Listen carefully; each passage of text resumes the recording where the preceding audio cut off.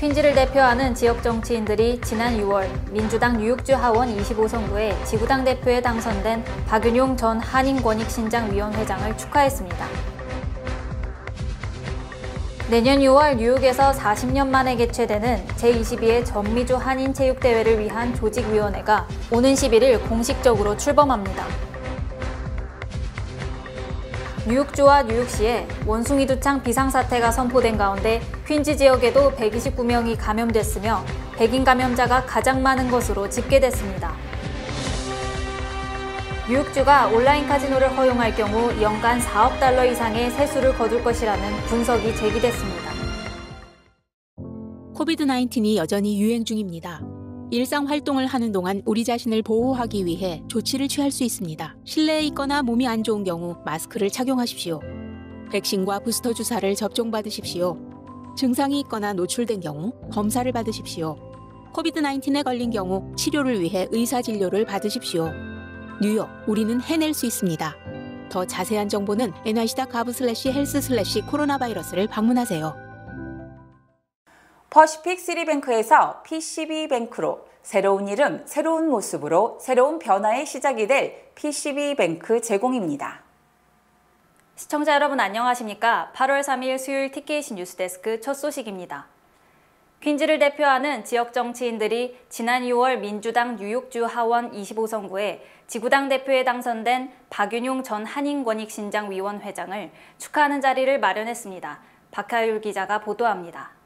존 리우 뉴욕주 상원의원을 필두로 그레이스 맥 연방하원의원, 닐리 로직 뉴욕주 하원의원, 찰스 윤 뉴욕 한인회장 등은 2일 플러싱 함지박 식당에서 지난 6월 민주당 뉴욕주 하원 25선거구의 지구당 대표와 판사후보 추천위원회 위원으로 선출된 박윤용 전 한인권익신장위원회장을 축하했습니다.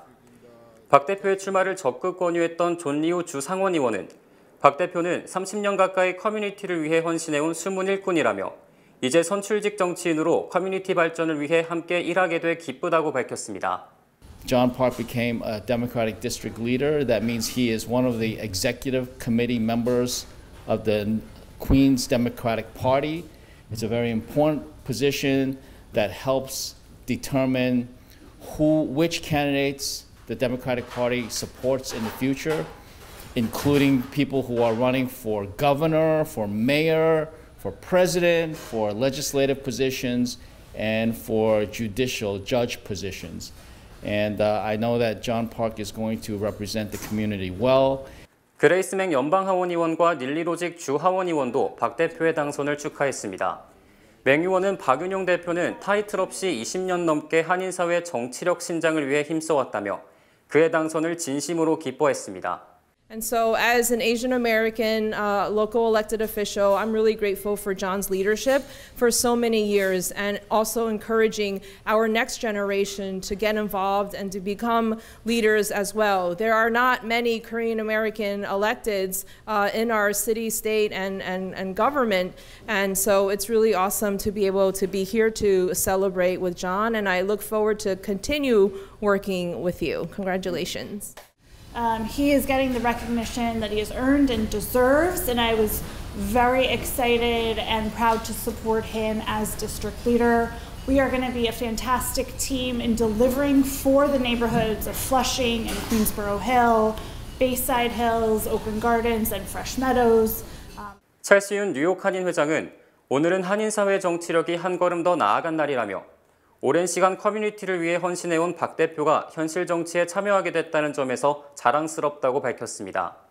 오늘은 참 한인 정치력 신장의 뜻깊은 날입니다. 지난 30년 동안 본인의 희생을 아끼지 않고 발로 뛰시면서 우리 정치력 신장을 위해서 노력하신 박윤용 회장님께서 이번에는 직접 그 데모크래틱 디스트릭트 리더로 당선이 되셨습니다. 그럼으로써 본인의 공식적인 파워를 가지고 앞으로 당에서 어떤 후보들이 선출이 되는지를 갖다가 결정하는 그런 권한을 갖는 자리에 가시게 되었습니다. 이렇게 오늘 경사스러운 날에 온 뉴욕 한인 동포 사회를 대표해서 축하의 말씀을 전합니다. 박 대표는 주 하원 25선거구 지구당 B지역, 프레시메도우, 오클랜드가 든 베이사이드 등의 정책 및 후보 선정 등의 업무를 이끌게 됩니다. 또한 판사후보 추천위원회 위원으로 판사후보를 추천하는 역할도 하게 됩니다. 우리 한인 커뮤니티, 우리 목사님들, 신부님들, 또 스님들한테 제가 이렇게 유권자 등록을 하게 해주시고 또 저한테 유권자 등록을 하신 모든 유권자들에게 감사드립니다. 박 대표 외에도 샤론 이 전 퀸즈 부로장 대행도 선출돼 위원으로 활동하게 됐습니다. 내년 6월 뉴욕에서 40년 만에 개최되는 제22회 전미주 한인체육대회를 위한 조직위원회가 오는 11일 공식적으로 출범합니다. 출범식 홍보를 위해 2일 본방송을 방문한 과구천 미주체전 공동조직위원장과 임원진들은 1983년 이후 40년 만에 뉴욕에서 개최되는 미주체전을 성공적으로 개최하기 위해 최선을 다하고 있다며 뉴욕 이런 한인사회에 열렬한 관심과 응원을 부탁했습니다. 사실 이 체육대회는 우리 일반 시민들보다도 우리 청소년들이 주로 체육대회에 많이 참석을 하기 때문에 이 청소년들에게 우리 한인으로서 정체성도 심어주고 우리 한인으로서 우리 문화를 접할 수 있는 그런 프로그램을 만들어서 우리 청소년들에게 체육을 통해서 보급하고자 이런 체육대회를 열리고 있습니다. 미주체전 조직위 출범식은 오는 11일 오후 7시 퀸즈 베이사이드 뉴욕 한인봉사센터에서 열립니다. 이날 조직위는 출범식에서 조직위 구성원 50여 명과 향후 대회 준비 계획 등을 소개할 계획입니다. 뉴욕에서 기업을 운영하시는 분들이나 또 어느 교회 기관에서 일하시는 분들이나 모두가 우리 한 마음으로 우리 뉴욕 대한체육회가 개최하는 우리 주관하는 우리 제22회 전미주 한인체육대회에 많은 관심을 가져주실 것을 다시 한번 당부의 말씀을 드리겠습니다. 김기용 총괄본부장은 최근 개막식을 치를 예정인 나소 베테랑스 메모리얼 콜리세움과 나소 커뮤니티 칼리지 등 종목별 경기장 답사를 성공적으로 마쳤다며 최대한 한 장소에서 체전을 펼칠 수 있을 것으로 기대했습니다. 대학교 기숙사를 중심으로 저희가 준비하고 있고 한 지역에서 모든 것이 이루어질 수 있도록 지금 만반의 준비를 하고 있습니다. 또한 저희 주최지인 뉴욕 대한체육회가 또 종합 우승을 목표로 하고 있기 때문에 지금 옆에 계신 과구천 회장님을 중심으로 각 가맹단체가 종합 우승을 하기 위해서 선수 선발과 부족한 종목들을 육성하기 위해서 일심양면으로 노력하고 있습니다. 김기용 총괄본부장은 미주체전을 주최하고 주관하는 건 우리 이민 1세대들이지만 결국 대회의 주체는 대회에 참가하는 청소년과 청년들이기 때문에 자라나는 이민 2, 3세대들이 한인으로서 정체성을 강화할 수 있는 대회가 되도록 만반의 준비를 하겠다고 다짐했습니다. 뉴욕주와 뉴욕시에 원숭이 두창 비상사태가 선포된 가운데 퀸즈 지역에도 129명이 감염됐으며 백인 감염자가 가장 많은 것으로 집계됐습니다. 뉴욕시 보건국이 발표한 원숭이 두창 감염 현황에 따르면 지난달 28일 기준 맨해튼 지역에서 562명이 감염돼 5개 보로 중 가장 많았고 브루클린이 251명, 브롱스가 146명으로 집계됐습니다. 또 퀸즈 지역에서도 129명, 스태튼 아일랜드가 4명이 감염되는 등 뉴욕시 전역의 감염자가 약 1,090명에 달했습니다. 인종별로는 백인이 311명으로 가장 많았고 히스패닉이 264명, 흑인이 219명인 반면 아시아는 46명으로 가장 적었습니다. 연령별로는 30세에서 39세가 가장 많았으며 성별로는 남성이 1,068명인 반면 여성은 3명에 불과했고 동성애자와 양성애자가 620명으로 절반을 넘었습니다. 뉴욕주가 온라인 카지노를 허용할 경우 연간 4억 달러 이상의 세수를 거둘 것이라는 분석이 제기됐습니다. 디지털 카지노 장비 업체인 빅시오 갬블링은 뉴욕주가 온라인 카지노 허용법을 제정하고 캐시 오컬 뉴욕주 지사가 이를 승인하면 뉴욕주 세수가 연간 4억 2,800만 달러로 늘어날 것이라고 주장했습니다.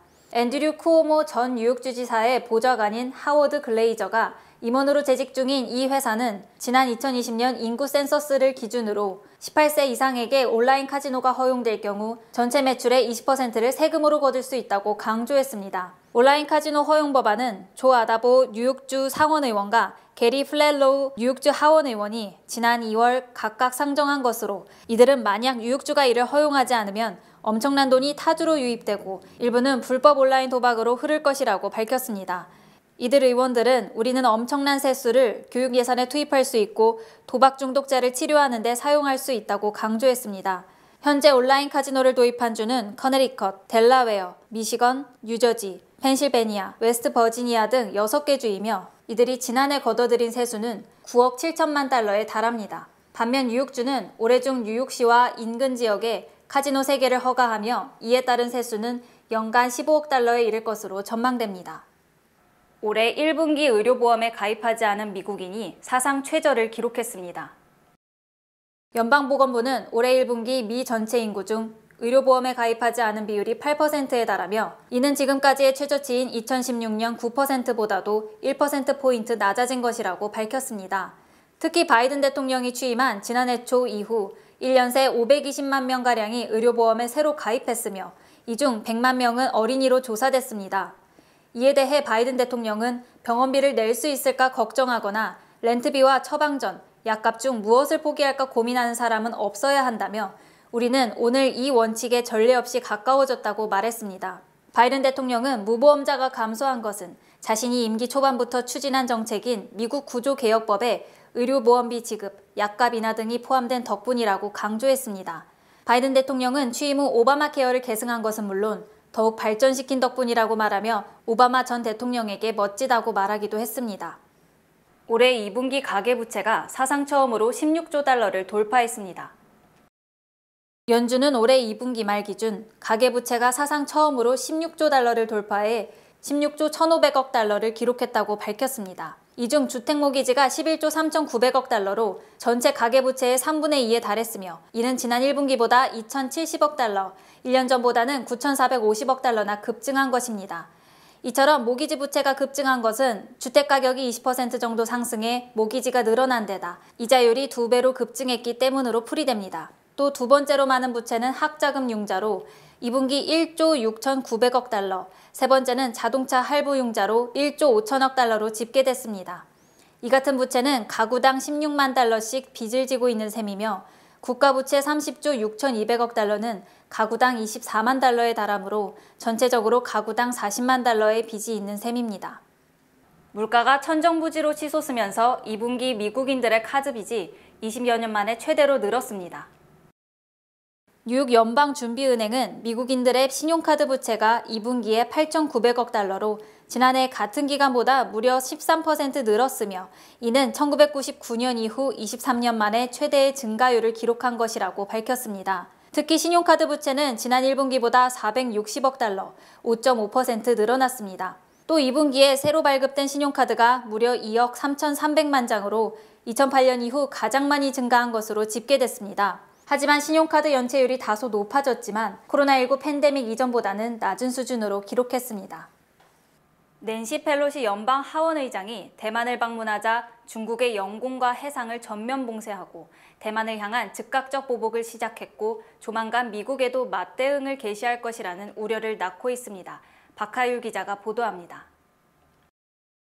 낸시 펠로시 연방 하원의장이 대만을 방문하자 중국의 영공과 해상을 전면 봉쇄하고 대만을 향한 즉각적 보복을 시작했고 조만간 미국에도 맞대응을 개시할 것이라는 우려를 낳고 있습니다.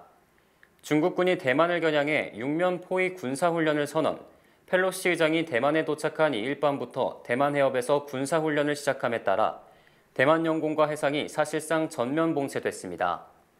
또 중국은 오늘 오후부터 대만 섬을 사실상 포위하는 형태의 대규모 군사훈련에 돌입했으며 오는 7일까지 대만 해역 6곳에서 실탄 사격 등을 실시하는 것은 물론 단순한 훈련에 그치지 않고 실질적 피해를 입히는 무력 행사도 우려되고 있습니다. 더 큰 문제는 중국이 미국이 자신들의 주권을 침해하고 자존심에 상처를 입혔다고 판단함에 따라 미국을 직접 겨냥한 보복에 나설 것이라는 점입니다. 중국은 미국이 대만을 건드린 만큼 미국의 핵심 이해관계가 걸린 국가를 포섭하는 것은 물론 미국에 대한 수출을 일부 금지하거나 규제함으로써 미국 경제에 타격을 주려 할 것으로 전망됩니다. 중국의 격렬한 반대 속에서 타이완을 방문한 펠로시 연방 하원의장이 타이완과 통일을 꿈꾸는 중국 앞에서 타이완의 민주주의를 지지한다고 말했습니다. 안상우 기자입니다. 미 권력 서열 3위 낸시 펠로시 하원 의장이 타이완을 이끄는 차이 잉원 총통을 만났습니다. 펠로시 의장은 미국과 타이완 사이의 약속을 분명히 하려 방문했다고 밝혔고 차이 잉원 총통은 가장 굳건한 친구라고 화답하며 명예훈장을 수여했습니다. 합동 기자회견에선 위협에 직면한 타이완 민주주의를 지키기 위해 적극 지원하겠다고 밝혔습니다. America's determination to preserve democracy here in Taiwan and around the world remains ironclad. The Speaker's presence here in Taiwan serves to boost public confidence in the strength of our democracy as a foundation to our partnership with the United States. 우리 시간으로 어젯밤 11시 45분에 타이완에 도착한 펠로시 의장은 도착 직후 성명에선 전 세계가 독재와 민주주의 사이에서의 선택을 직면한 상황에서 타이완 국민에 대한 미국의 연대는 그 어느 때보다 중요하다며 중국을 정면으로 겨냥했습니다. 오늘 아침엔 첫 일정으로 세계 최대 반도체 위탁 생산 기업인 타이완의 TSMC 회장과 화상회의를 했고 타이완 입법원을 방문해선 차이치창 부의장과 환담을 갖고 타이완 민주주의에 대한 초당적 지지를 밝혔습니다. We want to increase interparliamentary cooperation and dialogue. 마지막 일정으론 지난 1989년 중국天安門 사태 당시 학생 지도자 등 민주화 활동가들을 만났습니다. 펠로시 의장 역시天安門 사태 2년 뒤 현장을 찾아 추모 성명을 낭독했다가 공안에 쫓겨나는 등 대중 강경파로 정치적 입지를 다져왔습니다. SBS 안상우입니다. 8월 3일 수요일 TKC 뉴스데스크 여기서 마치겠습니다. 시청해주신 여러분 고맙습니다.